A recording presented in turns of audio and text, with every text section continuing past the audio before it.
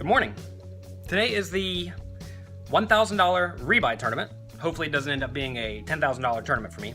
I'm not the type who goes off and loses lots of buy-ins. That's typically not how I roll. I'm just gonna go play good solid poker. I don't know how long the rebuy period is, but I imagine it's going to be quite a long time. And maybe at the end of the rebuy period, you can buy in rather short. That said, if you remember what I said in the previous part of this video blog, if you final table this, it loses a lot of equity if you play the other tournaments and final table them. So that's going to probably make me less inclined to rebuy with a relatively shallow stack late in the tournament, but we'll see.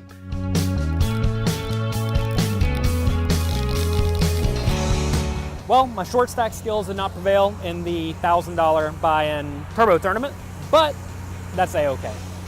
Turbo tournaments are tough. I came outside to see what they were doing in terms of work. They're actually doing a ton. Take a look. I think you can see. Maybe you can see. You can't really see. That's where the poker room used to be. Now it's completely gone. Here's Hard Rock Live behind us where they used to play World Poker Tour events, that purple building. It seems like you can't get back there anymore. So I guess we're staying inside the main casino this time. All in all, tournament today was lackluster. I didn't really have many hands, and I didn't win many hands, but that's a-okay. Tomorrow is a $1,000 tournament, and actually there's a bit of a dilemma because the way they have this set up is they play 4 final tables on the same day. They have a 1K tomorrow, and if you final table the 1K, it's a 2-day tournament, so they play the final table on the same day as all the other final tables. And what ends up happening though is that tomorrow is basically day 1 of a 2-day tournament. So if you final table, you don't play again for 5 days, which in theory means you should not play again for the next 5 days, which is kind of silly to come out to Florida and then skip a 5K and a 2,500 and 25K, right? It just doesn't make sense. So I guess this is one of these spots where if you final table the 1K, you just realize you're giving away a bit of equity when you do it because you should still probably play the 2,500, 5K, and 25K. All those final tables play on the same day. But on the other tournaments, the 5K is I think a 4-day event, the 2,500 is a 3-day event, and the 25K is a 2-day event. So all those line up nicely to where the final tables naturally would be on the same day. But the 1K is the weird outlier, and I'm gonna try to final table it, but if I don't, it's not the end of the world. It's always a weird thing thinking if I final table this, I know I'm gonna have to give up some equity if I final table another one. But then again, like how often do you actually final table 2 tournaments? I mean, if you're, let's say, 1 in 50 to final table each of them, clearly to final table 2, you're just not in very good shape. So anyway, tomorrow's a 1K re-entry. I'm gonna go do my best. I'm gonna wake up early, go to the gym, try to find something healthy to eat. I brought some blended super green mix, which I think is what's gonna end up happening. And after that, we'll keep on grinding. Good morning. Today is the $1,000 rebuy tournament. Hopefully it doesn't end up being a $10,000 tournament for me. I'm not the type who goes off and loses lots of buy-ins. That's typically not how I roll. I'm just gonna go play good solid poker. I don't know how long the rebuy period is, but I imagine it's going to be quite a long time. And maybe at the end of the rebuy period, you can buy in rather short. That said, if you remember what I said in the previous part of this video blog, if you final table this, it loses a lot of equity if you play the other tournaments and final table them. So that's going to probably make me less inclined to rebuy with a relatively shallow stack late in the tournament, but we'll see. I want to show you the construction yard behind me. I mentioned they were doing a lot of work. I'm in my room right now, but this is what my view is. I don't know what they're building, but as you can see, looks like they're building some gigantic building behind me. My wife asked if I ever have a good view at hotels, and basically the answer is no. I don't know how it works, but I always get views of this. So anyway, today's the $1,000 tournament. I'm gonna go do my best.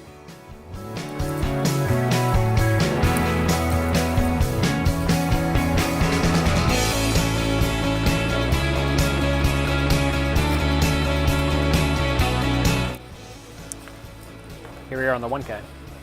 Lots of people, 500 or so. I've already busted once. It has not been fun.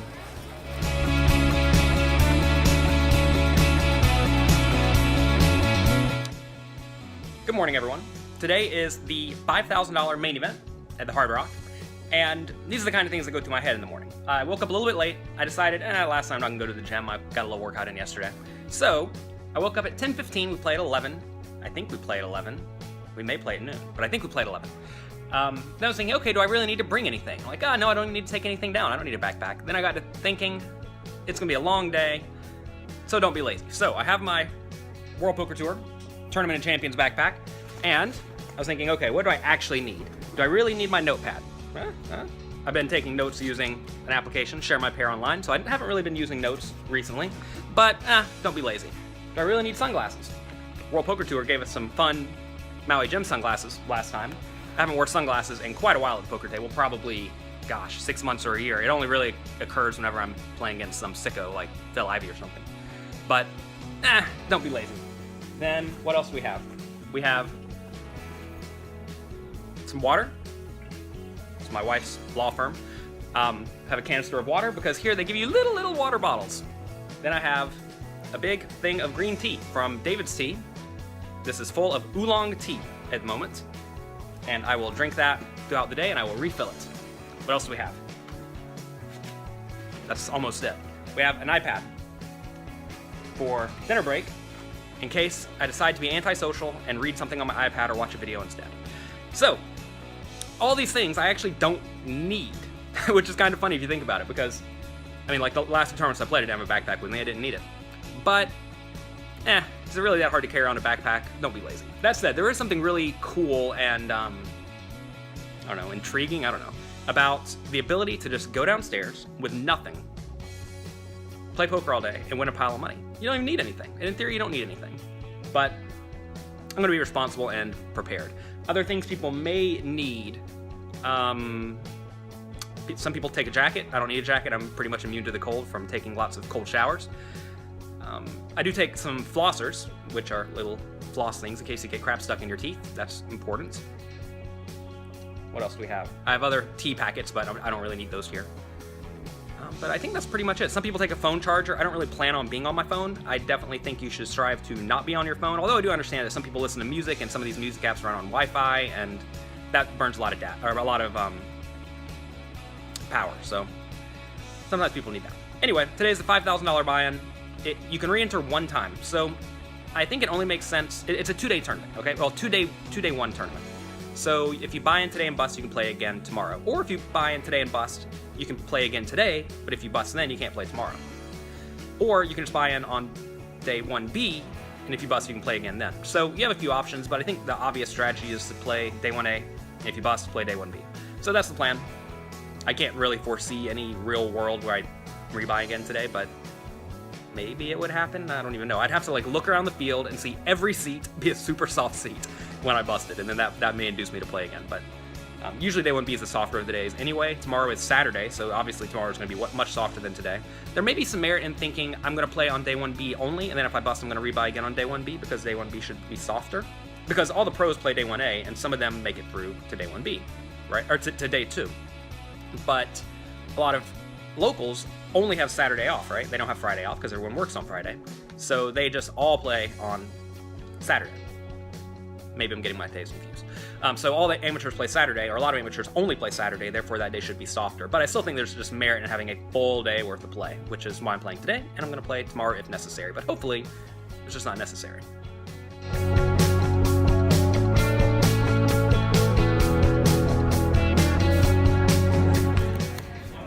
Here we are. We just got started. So this guy didn't know where he was sitting.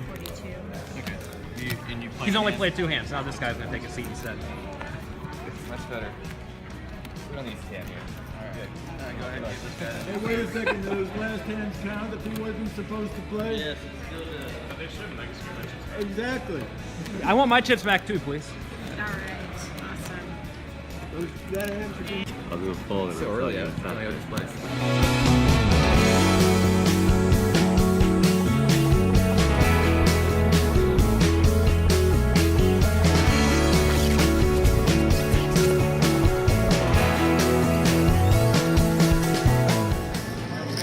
Faraz Jock, there he is.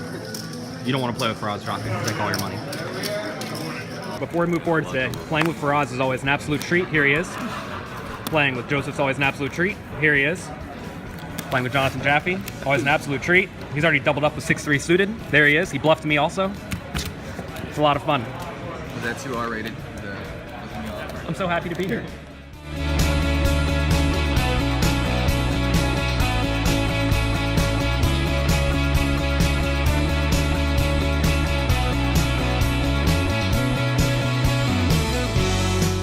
Well, I busted day 1A of the $5,000 tournament.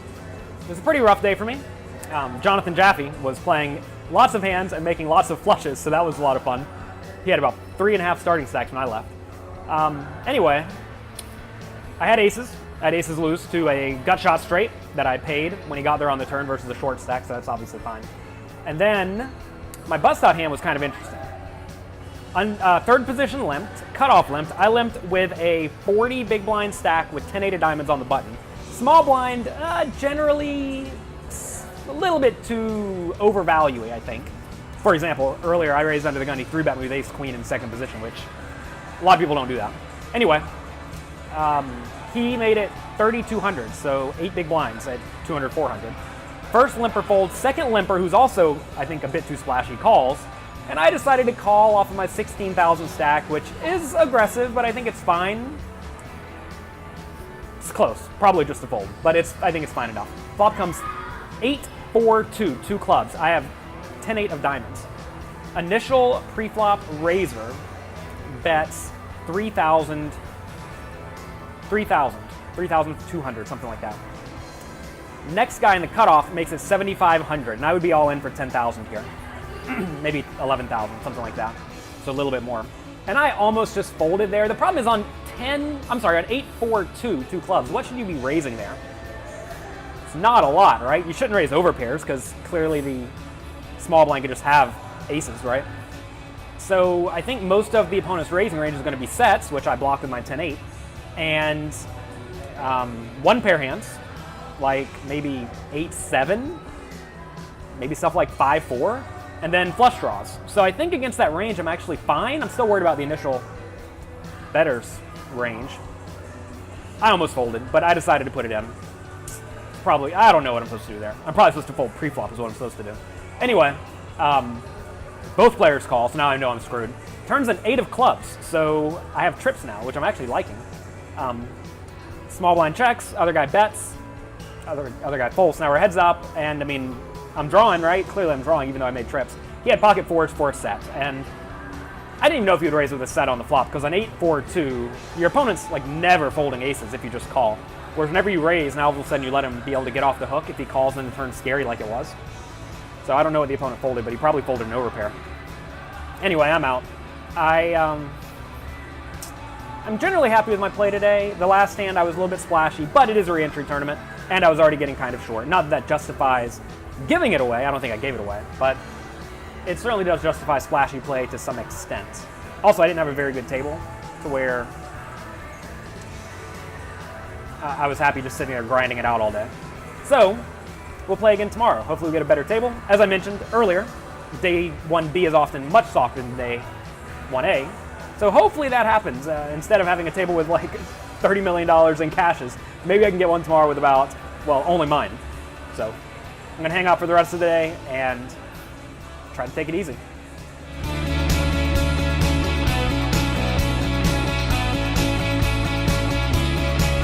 Good morning. Today is day 1B of the $5,000 Seminole Hard Rock Poker Open main event. And I don't really have much to say because yesterday I busted, I came to my room, read some books, watched some poker videos, and I went to bed. But I just had to do this. Iron my shirt because it was wrinkled. And I certainly don't want to sound preachy or anything, but there is a lot of value in presenting yourself in a at least somewhat put together manner. And if you want good things in life, quite often that comes from working with other people and being presentable and looking as if people can come up and talk to you because you don't look disheveled. And I think a lot of poker players, or, I mean, don't take it the wrong way, but like nerdy people in general, they don't really care about appearance. I mean, I know many, many times in the past, I've gone downstairs looking like I just rolled out of bed and my shirts were wrinkled, and like one time I was so tired I went down with like a backward shirt on or something. That's just not good, right?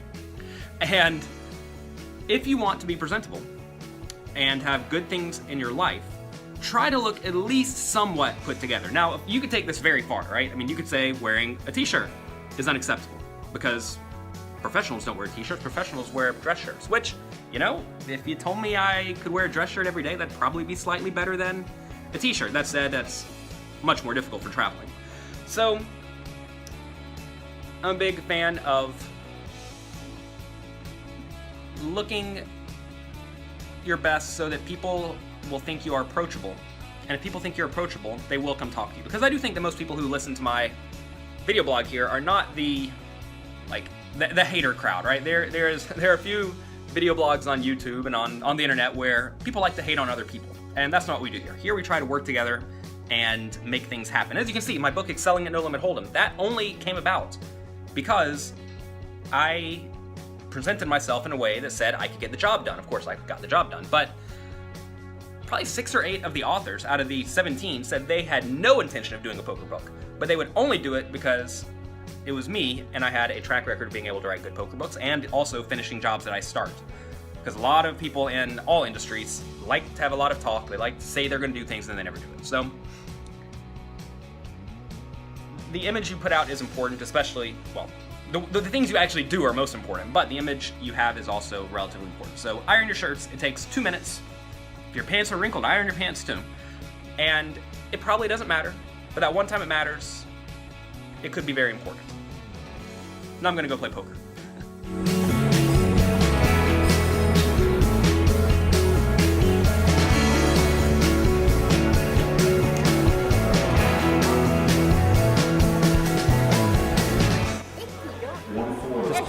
Just picky. Sometimes you show up to a poker table and it's covered in stuff. So what you do, you take a room key or any other card and you kind of sweep it. Let's see, you sweep like so and put it right under the rail. So you end up doing like this, you sweep about 300 times in about a 2-minute period, and then you'll end up with a nice, clean workspace for the day. Although, you gotta have a lot of pressure on it because there's a lot of crap on this thing. I just seen that. It's something you just don't want to rip too close at. You have to observe because you don't want to get a disease and die. Here's the finished result, as you can see. Still kind of dirty. We can get a little bit more right here. But relatively clean. If you look over here, this is what we started like, as you can see. Oh wow, you can really tell this one. If you look over here, not perfect, but it's better than nothing. Here we are, about to start day 1B.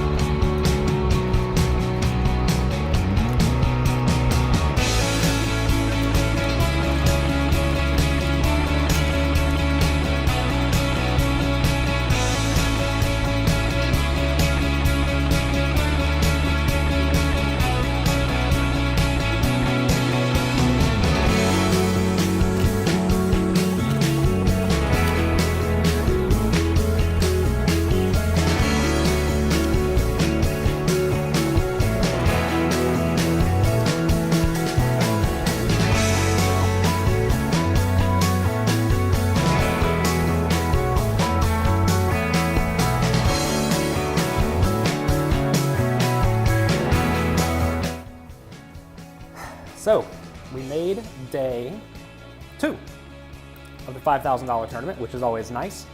My table started off great. On the 4th hand of the day, I got it all in with aces, an ace and an ace. My opponent had jacks, which was probably a little bit too light against someone like myself who's only getting it in with aces. And I won, so that was sweet. A little while later, I got pretty lucky. I flopped a set. I check raised the flop. I had a pocket fives. It came King 6-5 with a flush draw. I check raise flop. Turn was a 4, so 8-7 gets there, but whatever. I bet the turn my opponent called. River was another 6, so now I'm really happy with my hand. I shoved, my opponent called. He had 8-7 for the straight, so that was lucky. So that put me up to 90,000 after just an hour. So pretty great first level. From there, I lost every hand. I had Jack of diamonds, 10 of clubs on a board of like ace of diamonds, Going to my hotel room. Ace of diamonds, 9 of diamonds, 7 of clubs.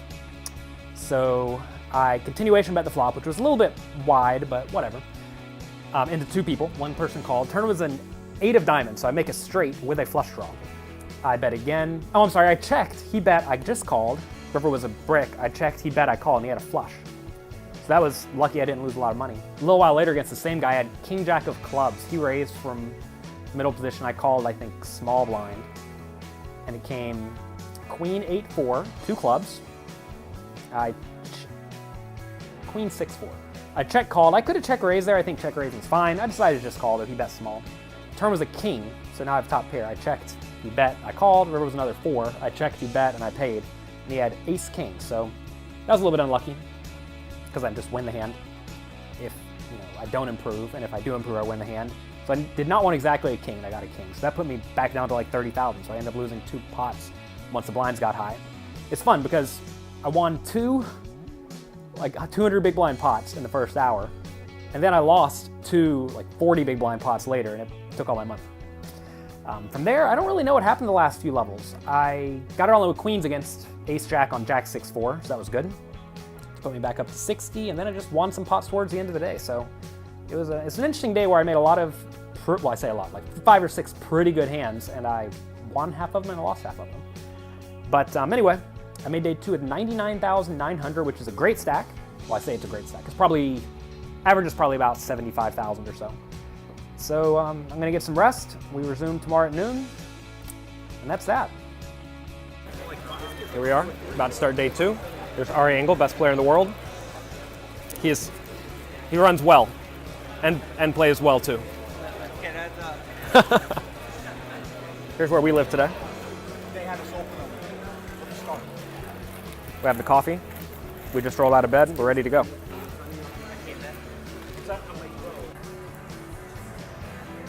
Well, I just busted the $5,000 tournament, rather near the bubble. 130 people remained, and 111 got paid. It's not really where you want to bust. I raised the button with king jack of clubs to 10,000 to 2,000, 4,000 out of my 180K stack. Small blind folded.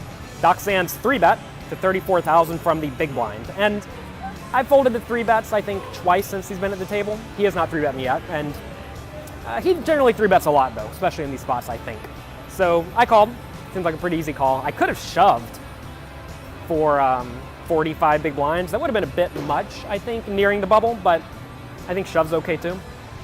Flop comes ace of clubs, 6 of diamonds, ace of diamonds, 7 of clubs, 6 of diamonds. Ace, 7, 6, 2 clubs. I have a flush draw, but not flush draw.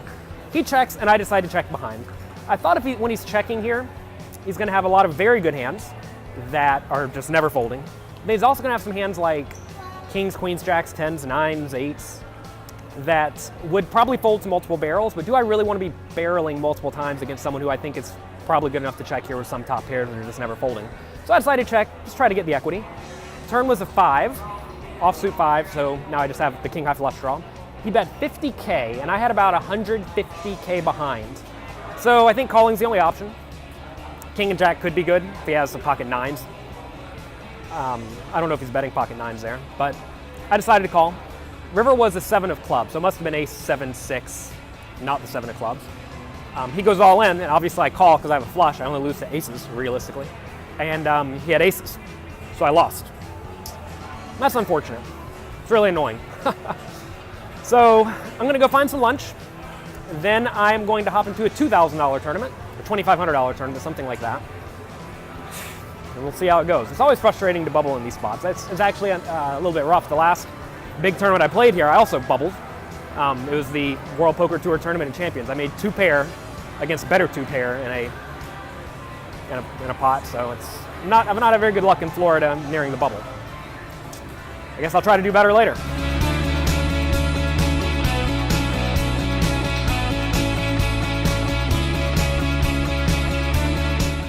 Good morning. Yesterday did not go well. I played the $2,000 tournament, and I promptly lost at pocket aces against a player who's very known to be overly optimistic. You guys can't see this. They're doing work outside my building right now. with a giant crane. Anyway, what happened? I had aces. I raised the button, he called big blind, it came king, 8, 7, 2 hearts. He checked, I bet, he called. Turn was a 10 of clubs, putting up 2 clubs. He decided to lead. This is where things always get dicey against good players, because you never know if they assume you're a calling station, or if they assume you are a nit, or if they're just trying to be balanced and they're leading with some draws and some nut hands, like 2 pair, and random pocket 10s, but probably not pocket 10s. So anyway, I called. River was another 10, which should be a pretty good card, because I really only lose to the turned 2 pairs, which would be king 10, 10, 7, and 10, 8. Is that right? Yeah. So anyway, I called. He had 10, 7, so that was a bit unlucky. After that, I was down. Well, the blinds went up kind of quickly because I bought in a little bit late because I busted the 5K. I then got ace 4 all in against king queen, and I lost. I was a little bit depressed, a little bit dejected, came back to my room, hung out for a bit, took care of a little bit of work. I was laying up in the bathtub, relaxing, trying to prepare for the 25K today, and then a notification went off on my phone saying there's a $2,500 turbo satellite, which normally I don't play satellites because I'm not a big fan of sitting there for 8 or 10 hours grinding it out, but I'll play a turbo. So I went down there, I registered, got seated, quickly realized this is not a turbo. It has 30-minute levels. We're going to be here till 4 a.m. if we win. So that's what happened. I sat there till 4 a.m. till I won. So that's good. It is nice to at least get a win under my belt, even if it isn't something kind of silly like a satellite, because satellite structures are quite silly. Actually, right at the very end, we were down to 7 people and 6 were getting a seat. 7th got nothing. So what we did is I had the chip lead by a decent amount. I didn't want to give up anything because I got out my computer like a internet nerd and typed in all the numbers and saw that my equity was like 25,100. Pretty good. It means you shouldn't give up anything if the seed is 25,500, right? So what ended up happening is we all put a little bit of money to the 7th place person, which is fine with me. I would never do this in a regular tournament because you want the bubble to go on forever, but in a satellite you actually do not mind locking it up. And gosh, how bad would it be if I ended up taking 7th place and got nothing? But so I put in 500, the short stack put in 2,000, everybody else put in 1,000, and it's probably okay. I'm probably spewing a little bit of equity, but that's acceptable. An interesting spot came up though. As soon as we got the deal in place, folds around to the small blind, who had about 8 big blinds. He shoved into the big blind, who had about 10 big blinds. Big blind called with ace king. Small blind had king 9, and that was it. And at the end, one of the other good players there asked me what I thought about the call with ace king. He thought it was probably an easy fold, and I just kind of assumed it would be an easy call, given we just altered the payout structure, right? In a regular satellite structure, it would be an easy fold. There was one player with about 4 big blinds. I had about 25 big blinds. Everyone else had between 8 and 15 big blinds, and one guy had 4 big blinds. To set it up a little bit. So I ran the numbers, and sure enough, ace king is always a fold, no matter what your opponent's doing. If your opponent's shoving any 2 cards, ace king's still a fold there, even with the altered payout structure that we just implemented. So that was kind of surprising to me. I assumed it would probably be like a slightly profitable call under most scenarios. And even if your opponent's shoving any 2 cards, which he should, interestingly enough, you still should only call with aces, kings, and queens in like the most reasonable, favorable stack position that I was looking at. And if the stacks were even, like say both players had 8 big blinds, it's actually, you should only call with aces. So satellites are fun because of exactly that. Is that what people want to do? They want to sit there and blind out all night. No, I don't want to sit there and blind out all night. So anyway, enough on that. I'm going to go play the $25,000 tournament now. I'm glad I did not have to put in much of the buy-in, because whenever you buy in for a satellite, it's not like you win your whole seat, because you had to buy in for 2,200. 22. How much did I put in? 2,500. So that's that. The trip will at least not be so terrible unless I figure out a way to bust and re-enter. And then tomorrow, if there's a 10K turbo, I could bust and re-enter that. That would make the trip poor. But let's just win the tournament instead.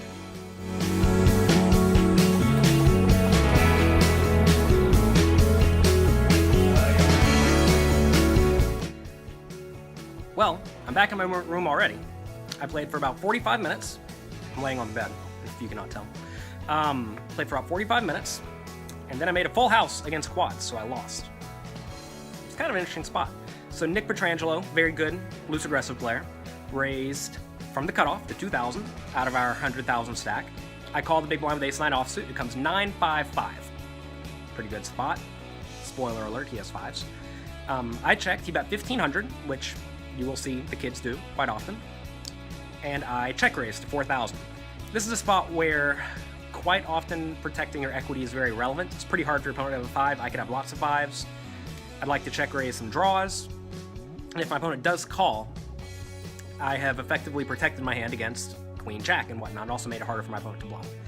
So I made it 4,000. He made it 10,400. At this point, I'm not really loving my spot anymore, but he's very, very loose aggressive and loves to battle. And we've played a little bit in the past, so I don't really see how I can fold him. So I called, turns an ace, which is a pretty good card, because if he did have an overpair, he clearly loses now. And if he had something like ace something with a backdoor flush draw, well, now he turned top pair and he's gonna like that. If he has a 5, though, I'm still just screwed. So I checked, he bet 22,000 into about a 26,000 pot, so a pretty big bet. It's a little bit unnerving, because he can set up a river shove. But I decided to call. River was another 9, so I'm pretty happy at this point. I lose to exactly quads and aces, and I block the aces. So I decided to lead. I don't know if I like the lead. The problem here is that he should have almost no bluffs, and if he has a 5, he's probably going to check if I check. So if he does have a bluff like H7, is he actually going to fire again on the river? Maybe. Like, maybe he's going to try to make me fold a 5, but that seems pretty optimistic. So, also backdoor flush draw turned, and it came in on the river. Not that that really matters, I don't think. It matters a little bit, but not a ton. So I decided to leave for 30,000 into the 75,000 pot, and he put me in for another 30,000 on top, or 35,000 on top. And I don't really see how I can fold. Maybe I'm supposed to fold for 30,000. God, that would be such a miserable spot. I paid quads. It's actually kind of unfortunate. I was playing with Mike Leah, who I played with a year ago in the same tournament, and I made 3 of a kind against his 3 of a kind. Or no, what did I have? Maybe I had ace-8 against his boat. Or maybe I had 8-7 against his ace-8. I don't know what I had. Anyway, the board came like 8-8-3, and I had an 8 and I lost. So, good hands have not fared well for me in this exact tournament. I may or may not play again. The field did not look particularly good. Like, my table was all good kids and one amateur player who was, like, fine, right? Like, not a bad amateur. So I may go take a look at the field in about 2 hours or so and see what it looks like. They actually start you with only, 120 big blinds. So it's not a particularly deep stack tournament, and the blinds are 40-minute levels. So it's a little bit turbo-y, but the rake is almost none, so we play an almost no rake tournament. Just kind of turbo-y, and I guess I would. So frustrating when stuff happens. And these spots, a lot of people think, oh man, could you have played it differently? You gotta realize though, we're not really trying to play it differently such that we don't play a big pot with the third nuts, right? I want to play big pots with the third nuts. And sometimes you just lose. Obviously I could have just check called the flop. When deep stack though, I think check raising is just better. But check call is fine. Then on the turn I would probably check call. Then on the river I would check raise. He would jam and I would call. So I'm losing this hand no matter what, and that's a-okay. You start with 100-something big blinds. When you make a good boat, you're going broke. So I'm either going to play the tournament tomorrow, 10,000 turbo. Maybe I won't even play it tomorrow. I'll actually take a look at that one too because it looks tough. Like if it looks like the 25K field when I busted, I probably just wouldn't play it. But I'm probably gonna find my way in this 25K again.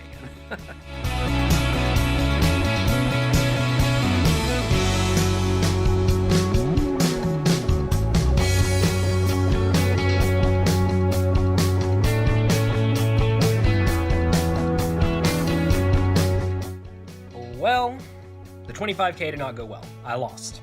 When I bought in for the second time, I actually got down to 30,000 right off the bat. I had top pair against a flush draw that lost for about 2/3 of my chips.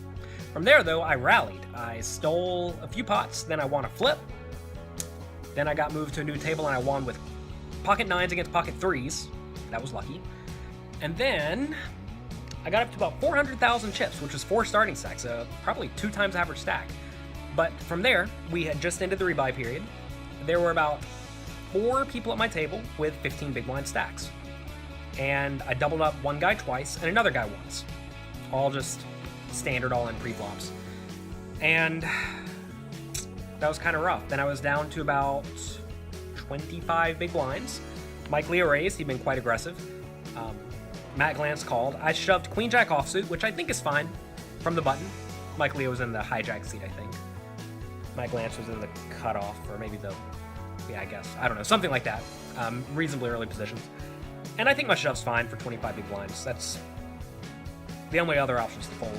Guy in the small blind woke up with pocket kings. Then Mike Leo woke up with ace king and ace king one. So Mike Leo had all the chips to my left. He was winning every all in. I did the opposite. I lost every all in. It's kind of frustrating. I'm actually watching Poker After Dark. Here it is. If you have not signed up for Poker Go, definitely do it. Use code LITTLE to get $10 off of a year subscription. You might as well sign up for a year. They have some great shows right now.